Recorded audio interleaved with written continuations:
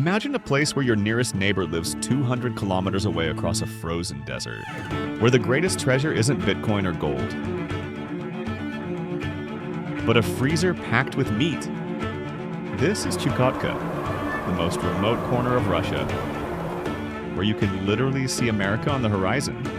Chukotka is a region so isolated that you cannot reach its capital by car, only by flying for a price that costs almost as much as an airplane wing. It's a land where gold reserves exceed those of Switzerland, yet people still hunt for survival like their ancestors did thousands of years ago. This is a paradoxical region literally frozen in time. Eskimo women. The lives of Eskimo women in Chukotka are defined by incredible resilience and strength. They often serve as the primary breadwinners, and men hold them in such deep respect that they rarely marry outside their ethnicity. What's remarkable is how these women have fostered an unbreakable sense of community and mutual support. Their lifestyle remains intimately connected to nature, with traditional practices including fishing, hunting, and crafting. Yet they've also integrated modern influences, creating a delicate balance between ancient traditions and contemporary life. The ultimate isolation challenge. President Putin once declared that Russia's future lies in Chukotka, and he certainly wasn't exaggerating about its importance.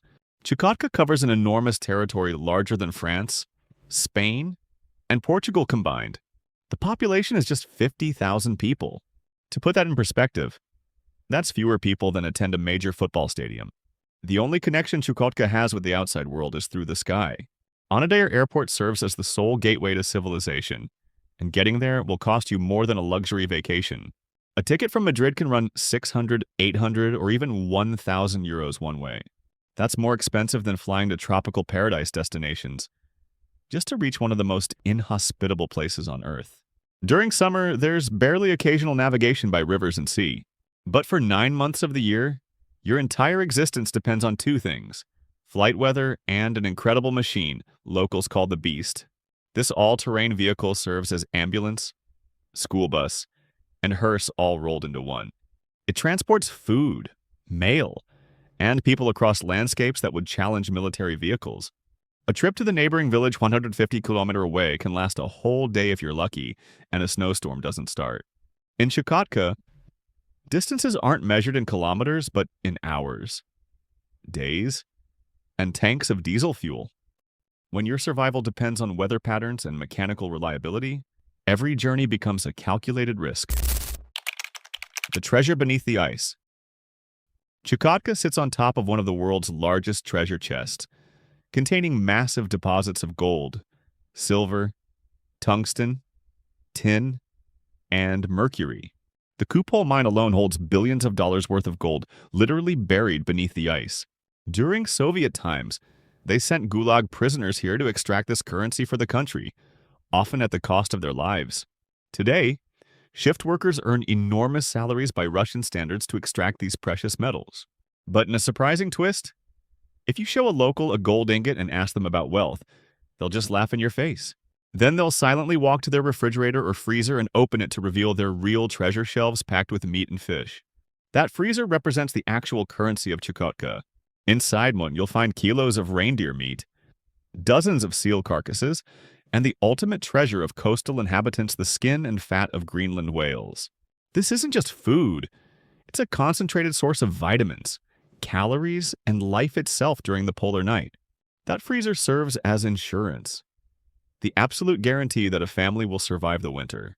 For them, real wealth means being able to reach into your freezer at any moment and pull out a piece of meat that you hunted with your own hands. In a place where nature controls everything, the most valuable currency is the one that keeps you alive. If you enjoyed this video, give it a like so YouTube can recommend it to even more people. And if you're watching on your phone, tap the hype button right below. The harshest frozen realm on Earth. Prepare yourself for this next fact about just how extreme Chukotka's climate really is. This is a region where winter doesn't simply visit. It dominates almost the entire year with an iron grip. During winters that can last up to 8 months, temperatures can plunge to minus 50 degrees Fahrenheit, and the region sees barely more than 70 frost-free days annually. Even in June, snow still clings stubbornly to the ground. In March, When the temperature luckily rises to only -20, phone batteries die within minutes. Hands start aching after 5 minutes, and even boots rated for -100 can't fully protect toes from freezing under the relentless, knife-sharp winds. Beneath this endless white lies a world of permafrost. The ground in Chukotka almost never thaws, not even in July or August. As a result, houses must be built on tall stilts to keep the trapped heat from melting the frozen soil below. Otherwise, entire structures could sink as if swallowed by mud. In some cemeteries, the permafrost is so powerful that it can actually push coffins upward through the earth. What challenges people most isn't even the cold itself. It's the unpredictable weather patterns and devastating blizzards. We had a short chat about the weather with a local man. What kind of emergencies are possible could happen? At the moment the sun is shining, and in 40 minutes or an hour, the wind can start to blow. Real nice. What's the most dangerous weather? The south blizzard is the most dangerous. We heard stories of groups riding ATVs who became stranded for 3 full days after their engines clogged with snow. If someone gets wet just before nighttime temperatures crash to -30, the outcome can be catastrophic. Even commercial flights fall victim to nature's power, with delays stretching not just for hours but for days, sometimes even an entire week. If you had to spend one winter in Chukotka, what would scare you the most, the brutal cold or the isolation? Think about it and drop your thoughts in the comments. I'd love to see how you'd mentally prepare for a place like this. Extraordinary hospitality. Life in Chukotka has forged a culture where hospitality and communal sharing aren't just nice gestures. They're literally the foundation that keeps everyone alive through impossible conditions. The most powerful symbol of this extraordinary spirit happens after a successful whale hunt. When hunters manage to bring a whale to shore, something incredible occurs that goes against every instinct of individual survival. The hunter who risked everything to capture this massive source of food doesn't feast first. Instead, the entire community gathers with knives, bags, and buckets in hand for a tradition that will blow your mind. Here's the rule. Anyone in the community may cut as much whale meat as they need. There are no restrictions, no limits, and no one supervising the distribution. The poor eat first. The elderly are cared for completely. And the hunter who actually caught the whale keeps only whatever remains at the very end. This isn't just sharing. This is a complete inversion of what we might expect from human nature in survival situations. But their respect for life goes even deeper. The whale hunting traditions follow strict ethical rules that have been passed down for generations. Hunters are absolutely forbidden to kill whale calves under any circumstances. Even more remarkably, if they encounter a male and female whale swimming side by side as a bonded pair, both animals must be spared entirely. This shows a level of environmental consciousness. The spirit of mutual aid extends far beyond the villages into the empty wilderness. Scattered across the snow-covered tundra, you'll find metal cabins called bulkies. From the outside, they look completely abandoned, but they serve as lifelines for travelers caught in sudden storms or exhausted from fighting the cold.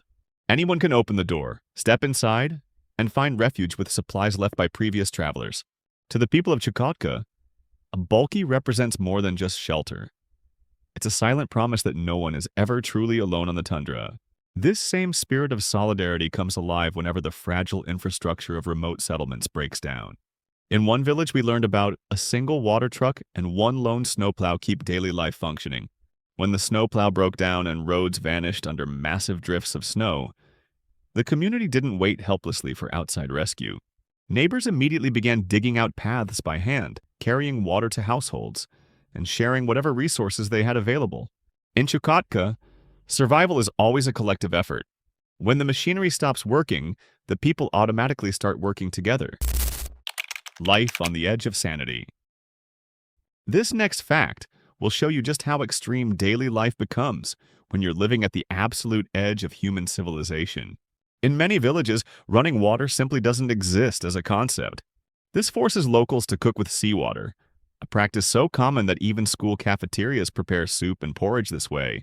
They've adapted by simply adjusting the salt content, treating ocean water as their primary cooking ingredient. When we asked locals about this, they responded matter-of-factly. We use tap water, the salt water. You cook with salt water. Of course. Yeah. You just put less salt when cooking. In the settlement of Conchalant, the situation becomes truly dangerous. Salty water pours directly from kitchen taps and shower heads because tides from the Bering Sea push deep into the river that supplies the entire settlement. But here's the terrifying part. Sewage from toilets gets dumped into that exact same river. Most days, the current flows outward toward the sea. But when tides reverse, all that wastewater drifts back upstream to the precise spot where people collect their drinking water. Local officials admit that fixing this system would cost more than building an entire new school. Basic sanitation becomes a luxury that most people can't access. In the town of Lavrentia, all plumbing freezes solid during winter, leaving every public restroom from cafes to state-run cultural centers completely unusable. The only functioning toilet in the entire town sits inside the administrative building, guarded by a security officer who denies access to anyone without an official government appointment.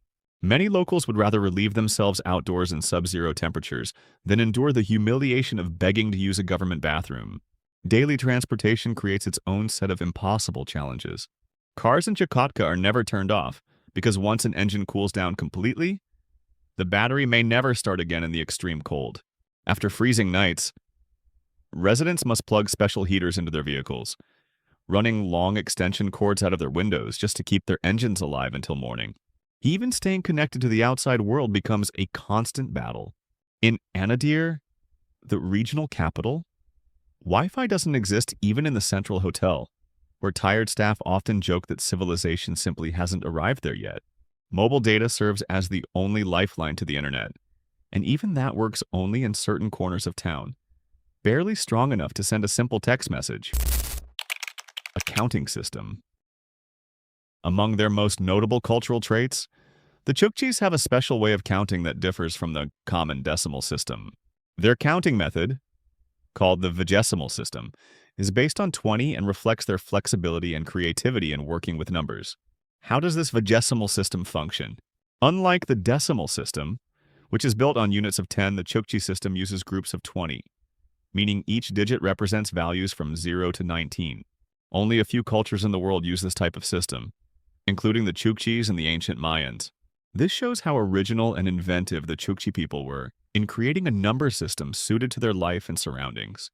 The Chukchi counting method appears in many parts of their daily activities, from counting reindeer and fish to keeping track of time and sharing food. It is also present in traditional ceremonies and folklore, showing how closely their number system is tied to their cultural identity. The vigesimal system provides helpful advantages, especially when dealing with groups of objects. For example, when counting reindeer, it allows the Chukchis to organize and follow herds of 20 easily. This makes it simpler for them to manage their animals and ensure that each reindeer receives proper care. If this is the first time you've ever heard about this unique counting system, type number 1 below. Let's see how many of you are discovering it for the very first time. Tattoos as magical protection. Today, it is uncommon to see an Eskimo woman in Chukotka with traditional tattoos. But about 50 to 60 years ago, facial and body tattoos held great importance among northern women. In 1945, most women in this community wore these markings, and they were considered signs of beauty that made them appealing to men. These tattoos were not limited to the body but also appeared on the face. Eskimo women placed them on the chin, cheeks, and at the corners of the mouth.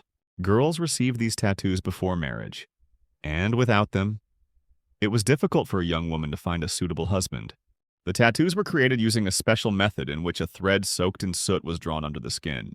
Although this process was painful, women accepted it as a way to bring beauty and good fortune to their families. Eskimo women in Chukotka often had tattoos made of straight lines on the chin, forehead, and cheeks.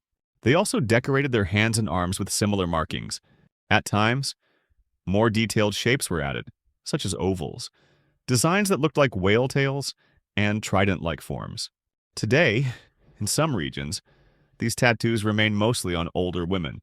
Young Eskimo women no longer follow these old customs. And if they choose to get tattoos, they usually select modern styles that appeal to young people across the world. Racing the wind across a frozen wasteland. This may be one of the most extreme forms of transportation on Earth. Dog sledding in Chukotka isn't just a quaint winter activity. It's a death-defying method of survival that pushes both humans and animals to their absolute limits.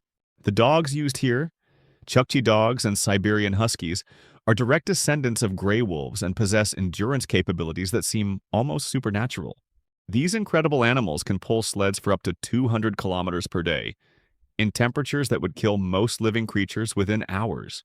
They power the longest dog sled race in the world, covering a route of more than 2,000 kilometers across some of the most hostile terrain on the planet. Their special physical build, featuring flexible backs, extended strides, and powerful paws that grip ice like natural crampons, allows them to race across the tundra at speeds reaching 30 kilometers per hour, despite facing Arctic winds that feel like frozen knives. What makes this even more remarkable is how these dogs live. In the dog camps of Chukotka, you'll see these Arctic athletes living outdoors 24 hours a day in conditions so cold that humans can survive for only minutes without proper protection. Yet these dogs not only survive, they thrive in this environment that would be lethal to almost any other animal. The team organization reveals centuries of refined strategy. 2 dogs lead the entire team, with one strong dog providing pulling power and one smaller, more intelligent dog handling navigation decisions. The stronger but less experienced dogs stay positioned in the middle of the pack. The largest and most powerful dogs remain at the back to maintain rhythm and provide consistent pulling force. With just a few simple commands like Naga to move forward, Pod to turn right, and Haw to turn left, the entire team shifts direction like a perfectly synchronized living machine. The true extremity of this experience becomes clear only when you climb onto the sled yourself. The icy wind cuts through every layer of clothing like it doesn't exist. The sled shakes constantly over the rough terrain, and the dogs charge forward with fierce, competitive energy, never wanting any other team to pass them. When they encounter another dog team, they may bark loudly or even lunge forward from pure competitive instinct. Although forcing dogs to run such incredible distances might seem cruel from an outside perspective, for the local people, these animals are genuine family members. At night, the musher drives stakes into the frozen ground to secure each dog, then cooks rich meat broth to help them recover from the day's exertion. Affection isn't shown through petting or cuddling, but through hot food and the thousands of cold miles shared together in mutual dependence. Women's love for piercing. In Chukotka and in some Native American tribes of North America, body piercing has long been a familiar custom. For many generations, women have pierced their noses, lips, and even their cheeks. Traditional northern ornaments known as labres are usually crafted from animal bones and stones. In 2016, archaeologists discovered 2 small stone figures in Danilas that were used as decorations for the cheeks and lips. Similar items have been uncovered in Kamchatka. During the early decades of the 20th century, many travelers also mentioned that Eskimo women wore hats made from mammoth or walrus skin. Eskimos have spent centuries living in severe environments, facing daily challenges to survive. This lifestyle has influenced their views on women. Eskimo men in both Asia and America tend to choose partners who are strong and able to withstand hardship. Women who are thin or physically weak rarely experience successful marriages and often end up working in the fields. Eskimo myths and tales often portray powerful women who can guide a sledge with one hand, carry spears, and take part in hunting polar bears or walruses. In many Eskimo households, women are taller and stronger than men. This is considered natural because they handle most of the heavy tasks while husbands focus on fishing and trading. Reindeer herding skills that defy modern understanding. The Chukchi people have mastered reindeer herding techniques so sophisticated that they make modern livestock management look primitive by comparison. This tradition, preserved through countless generations, reflects a relationship between humans and animals that goes far beyond simple domestication. For the Chukchis, reindeer serve multiple crucial functions that would require entire industries in modern society. These animals provide transportation across terrain that would challenge military vehicles, serve as a primary food source through their meat and milk, and supply materials for clothing through their incredibly warm hides. Reindeer skins get processed into garments that provide protection from temperatures that would kill unprotected humans within minutes. But the relationship goes much deeper than practical utility. The Chukchis use every part of the reindeer, crafting household objects, hunting tools, and intricate jewelry from antlers and bones. Each product demonstrates artistic skill and practical knowledge that takes decades to master. The level of craftsmanship rivals anything produced by modern manufacturing, Yet it's all accomplished using traditional techniques passed down through oral tradition. Children begin learning herding skills almost as soon as they can walk. They become familiar with each individual animal's personality and behavior patterns.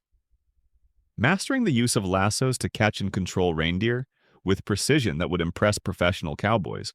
This isn't just animal husbandry. It's a complex relationship requiring deep understanding of animal psychology and Arctic survival. The herding techniques themselves involve reading weather patterns, understanding migration routes, and managing herd dynamics across vast distances. Herders must anticipate the needs of hundreds of animals while navigating terrain that lacks any landmarks or reference points. They accomplish this using knowledge systems that integrate astronomy, meteorology, and animal behavior in ways that modern science is only beginning to understand. Today, this ancient practice faces serious challenges. Climate change is altering traditional migration patterns and weather cycles that herders have relied on for thousands of years. Additionally, modern cultural influences are drawing many young Chukchis toward urban areas in search of education and employment opportunities. Creating a crisis in knowledge transmission. The most expensive grocery shopping on Earth. Our final fact will completely shock you with its demonstration of how extreme isolation creates an economy that defies all logic. Shopping for groceries in Chukotka feels like surviving another layer of Arctic punishment. With prices so astronomically high that newcomers often think there's been some kind of mistake. Ordinary tomatoes, despite looking far from fresh after their journey to the end of the world, can cost over $12 per kilogram. Bell peppers sell for $16 per kilogram. Garlic reaches $20, and a small packet of wilted dill somehow costs almost $18. As one visitor remarked in disbelief, no herb on earth should cost this much. Watermelons arrive just once per year by cargo plane and sell for $10 per kilogram. Some locals actually save them for months, storing them carefully to use as birthday cake substitutes during the long winter months. Even basic necessities reach absurd price levels. Lemons, butter, apples, and eggs can cost $1 to $2 per individual egg. In one shop, we discovered a bottle of ketchup sitting on the shelf with a price tag of $40 despite having expired 4 years earlier. Behind these shocking prices lies a supply chain so fragile it seems designed to fail. Many villages receive essential goods only once per year during a brief summer window when weather permits cargo flights. Fresh fruits and vegetables arrive by plane if they arrive at all, and only during 1 or 2 months of acceptable flying weather. Shortages are constant and unpredictable. Locals can go months without tasting an egg. Even though a poultry farm in Reindeer supposedly produces thousands daily, the scarcity creates a fortress mentality around food distribution. Stores in remote settlements resemble bank vaults more than markets. Hundreds of kilometers from the regional capital, a typical shop might be nothing more than a reinforced metal container. Steel bars protect the windows, and massive bulletproof doors require multiple locks before anyone can enter. Yet inside these bunker-like establishments, half the shelves remain empty most of the time. People adapt to these conditions with quiet discipline that reveals incredible psychological resilience. One elderly resident explained their survival strategy. If we buy 1 cucumber, we will eat it for 2 days, right? Then in 2 days, we'll come again and get a tomato. So we don't buy kilograms. They're stretching every small bite as far as possible in this unforgiving economic landscape. So there you have it. 12 facts that prove Chukotka isn't just another remote place on the map. It's literally another world. A world where the impossible becomes everyday reality, where ancient wisdom meets modern survival, and where every single day is a masterclass in human resilience. But here's what really gets me about Chukotka. In our comfortable lives, we think we're tough when our Wi-Fi goes down for an hour or when we have to walk to the store because our car won't start. Meanwhile, there are people living at the edge of the world who've turned the most extreme conditions on Earth into not just survival, but a thriving culture that's lasted thousands of years. The people of Chukotka aren't just surviving, they're proving that humans are capable of absolutely anything when we stop making excuses and start adapting. They've taken everything nature could throw at them and said, "Is that all you've got?" That's the real lesson here. It's not about the crazy facts or the shocking traditions. It's about what happens when humans refuse to give up, no matter how impossible the odds become. By the way, have you ever heard of a place known as the most alien spot on Earth? Completely cut off from the world, where women have their own language and culture. This place welcomes only about 4,000 visitors each year. Many people don't even know it exists. And trust me, what you've just heard is only the tip of the mystery. I've pinned a link in the description where you can watch the full story. Once you do, you'll never look at the world the same way again. What shocked you most about life in Chukotka? Have you ever experienced extreme weather or isolation that changed your perspective on survival? Share your thoughts in the comments below, and let me know which fact you found most unbelievable. If you want to see more